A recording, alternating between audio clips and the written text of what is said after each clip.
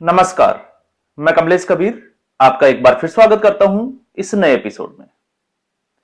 आज के इस एपिसोड में हम बात करेंगे आरक्षण हटाओ आंदोलन की जो मुहिम है 21 अगस्त को जंतर मंतर के ऊपर। और इसको लीड कर रहा है एक छात्र जिसने नीट की परीक्षा दी, लेकिन उसका सिलेक्शन इसलिए नहीं हो पाया क्योंकि वो जनरल कैटेगरी से आता था। अब यहां पर छात्रों को लेकर दिल्ली और झारखंड इस वक्त जेएनजी की चर्चा जोरों पर है, लेकिन यह मामला जो है वो जेएनजी से कुछ हटकर है। और जब हम जेएनजी की बात करते हैं तो जेएनजी सड़कों पर क्यों है?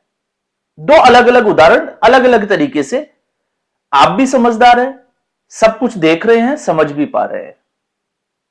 लेकिन जब बात आती है समस्या की, तो छात्रों के भविष्य की, और छात्रों के भविष्य से बाद में अगर आप देखोगे तो देश का भविष्य, क्योंकि बचपन में हमें पढ़ाया जाता है कि देश का भविष्य छात्रों के भविष्य पर निर्भर करता है। अब छात्रों का भविष्य ही नहीं बचेगा तो इस देश का भविष्य क्या होगा, आप सोचकर देखिए। तो जब हम गहरी बात को, या हम कहें कि इसमें गहरी सोच रखते हैं, तो समझ में आएगा कि आरक्षण की एक ऐसी डायन है हमारे समाज में, हमारे देश में, जो लगातार इस देश के भविष्य को खोखला कर रही है। भले बाबा साहब अंबेडकर ने जो है वो 10 साल के लिए आरक्षण की व्यवस्था लागू की, लेकिन सवाल यह उठता है कि आखिर उस आरक्षण की समस्या के बाद में उसके ऊपर चर्चा क्यों नहीं हुई?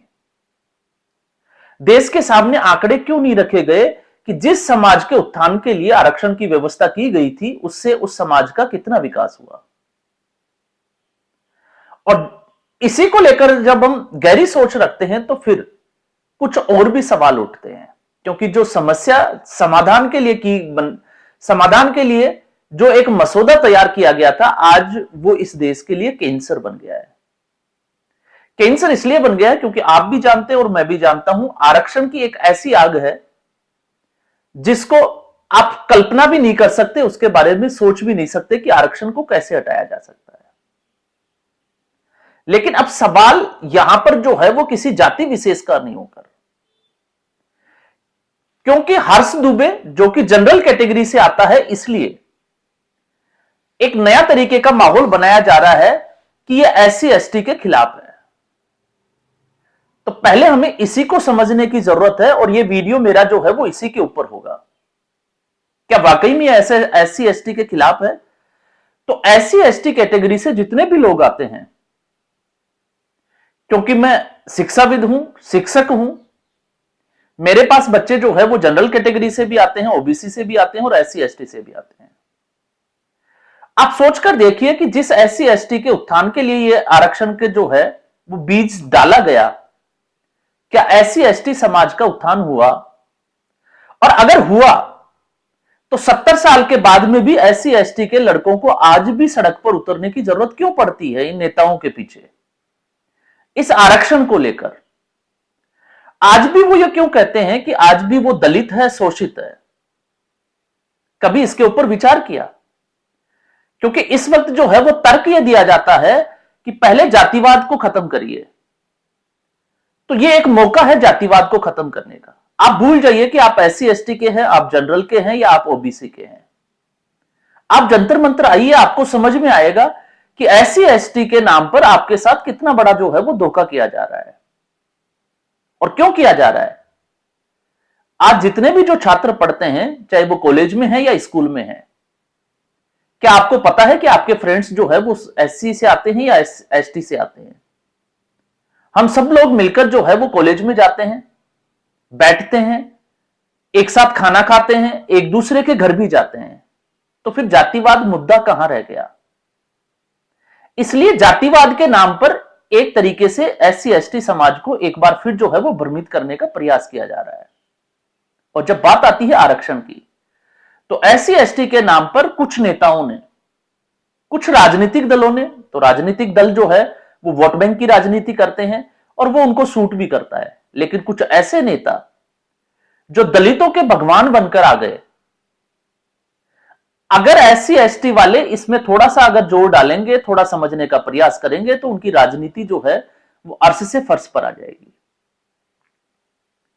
क्योंकि इस एजेंडे को अगर हम देखें तो कल एक जो है वो मीटिंग हुई, और उस मीटिंग में जब इसको बातचीत आगे बढ़ी तो कुछ चीजें निकल कर आई, और उसमें सबसे अहम बात जिसके ऊपर मेरा ध्यान गया वो ये था कि संसद में आज एससी एसटी के लिए, और जब भी किसी विधानसभा का चुनाव होता है तो उसमें रिजर्व सीटें होती है।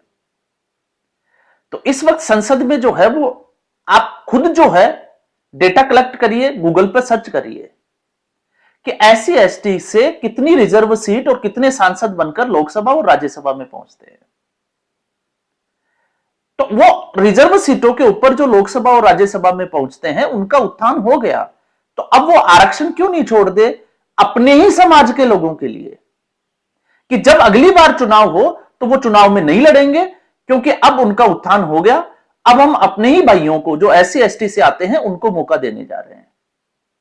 अगर कोई राजनेता आपको यह कह दे कि मैं मेरी सीट छोड़ने को तैयार हूं, इसलिए मैंने कहा है चंद्रशेखर आजाद रावण वो एमपी बन चुका है, तो अगली बार कोशिश करिए कि चुनाव में वो खड़ा नहीं होकर किसी एससी एसटी के किसी दूसरे व्यक्ति को जो उसके परिवार से ना हो उसको टिकट दे। वो नहीं देगा। तो यह आरक्षण जो है वो एक रावण है, इस रावण को हराना पड़ेगा। और इस आरक्षण के रावण को हराने की जरूरत क्यों है? क्योंकि यहां पर अगर आप देखोगे तो हर्ष दुबे का जो स्टेटमेंट है उसको लेकर, उसकी जो अपील है उसको लेकर भ्रमित किया जा रहा है। और भ्रमित कैसे किया जा रहा है?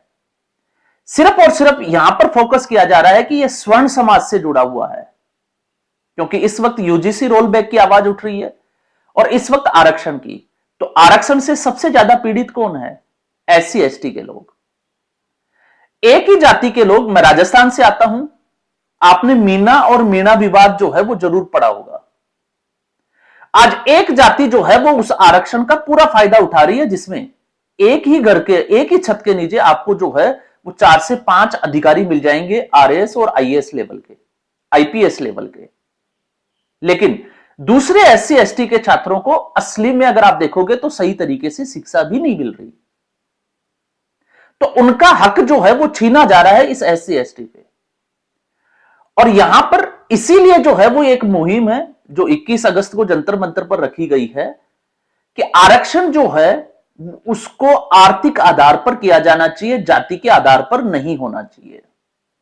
और आर्थिक आधार का मतलब यहां पर यह है कि अगर कोई लड़का, कोई परिवार, चाहे वो एससी एसटी का हो, ओबीसी का हो या जनरल का हो, जिसको एक बार आरक्षण मिल गया, उस परिवार से एक व्यक्ति जो है वो सरकारी नौकरी पर चढ़ गया तो उसका आरक्षण जो है वो खत्म कर दिया जाएगा। आपने देखा होगा कोई अगर फौज में जाता है तो जब वो रिटायरमेंट आता है तो उसको आरक्षण मिलता है, उसका एक कोटा होता है दूसरी भर्तियों के लिए। लेकिन जैसे ही वो एक दूसरी नौकरी प्राप्त कर लेता है उसका आरक्षण जो है वो समाप्त कर दिया जाता है। तो आखिर इस देश में इस समस्या के समाधान के लिए उस परिवार का आरक्षण जो है वो खत्म क्यों नहीं किया गया? जितने एससी एसटी के परिवार जिनका उत्थान हो गया, आप उनका आरक्षण हटा दीजिए। कोई नहीं कहता कि आप सवर्णों को दीजिए या जाटों को दीजिए या और किसी को दीजिए। आप उस आरक्षण को एससी एसटी के दूसरे परिवार को दे दीजिए जिसको इसका लाभ नहीं मिला, जिसकी आर्थिक स्थिति बदतर है। और जब आर्थिक स्थिति की बात आती है तो ऐसा नहीं है, जनरल कैटेगरी के लोग भी जो है वो आज उस दौर से गुजर रहे हैं। इसमें कहने में जो है वो कोई बुराई नहीं है, मैं जनरल कैटेगरी का नहीं हूं, लेकिन आज भी उनकी स्थिति यह है। लेकिन दुविधा यह है कि वो जो है वो इस तरीके का काम भी नहीं कर सकते। इसलिए नहीं कर सकते क्योंकि उनके ऊपर जनरल कास्ट का ठप्पा लगा हुआ है। तो आप सोच सकते हैं उनका क्या। और दूसरा, जब हम इस तरीके की अपील करते हैं, इस तरीके की बात करते हैं, तो जब तक आप आओगे नहीं, बैठोगे नहीं, तब तक आपके समझ में नहीं आएगा। आपको खुद को विचार करना पड़ेगा। और इसमें विचार इसलिए भी करना पड़ेगा क्योंकि आपके जो बच्चे पढ़ते हैं और आपको लगता है कि इसमें आरक्षण हटाओ में जो है वो बड़े बड़े शिक्षक जो इंस्टीट्यूशन चलाते हैं, कॉलेज वाले, वो चुप क्यों बैठे हैं? वो इसलिए चुप बैठे हैं, पता उनको भी है, लेकिन उनकी दुकानें, उनकी रोजी रोटी जो है वो बंद पड़ जाएगी। उनके बिजनेस पे इसका असर पड़ेगा। इसलिए वो आपको खुलकर नहीं बताते, और वो इसलिए भी नहीं बताते, आप खुद सोचकर देखिए कि एक बच्चा जिसके 40% मार्क्स आते हैं और एक बच्चा जो 90% मार्क्स लाता है, योग्यता किसकी है? आप खुद सोचकर देखिए। आप नीट में एक बार जो है वो एडमिशन तो ले लेंगे आरक्षण के आधार पर, क्योंकि आपको एससी एसटी का एक जो है वो कोटा मिलता है, लेकिन आप सोचकर देखिए उस बच्चे का भविष्य जो 40% वाला, जब वहां पर वो जनरल कैटेगरी या दूसरी कैटेगरी के 90% वाले जो टैलेंटेड बच्चे हैं, उनके साथ में 4 साल जो सेमेस्टर की पढ़ाई होती है उसमें सरवाइव कैसे करेगा? कभी हमने उसके प्रेशर को नहीं देखा, समझने का प्रयास ही नहीं किया। और जब ऐसी स्थिति आती है तो उसको आत्महत्या के लिए मजबूर होना पड़ता है, और यही राजनीतिक दल जो है वो उसके लिए अपनी राजनीतिक रोटियां सेकते हैं और एससी एसटी एक्ट में चले जाते हैं कि उसका शोषण हुआ, उसको जातिगत शब्दों से सूचित जो है वो उसके खिलाफ इस्तेमाल किया गया। जबकि सच्चाई यह है कि आज का जो जेएनजी है उसको पता ही नहीं है कि जाति है क्या। वो एक साथ बैठता है, दोस्ती करता है, खाता है, पीता है।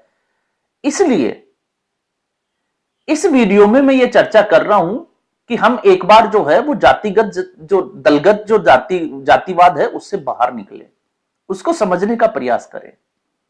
एक बार आरक्षण के खिलाफ जो है वो आवाज उठाकर देखें।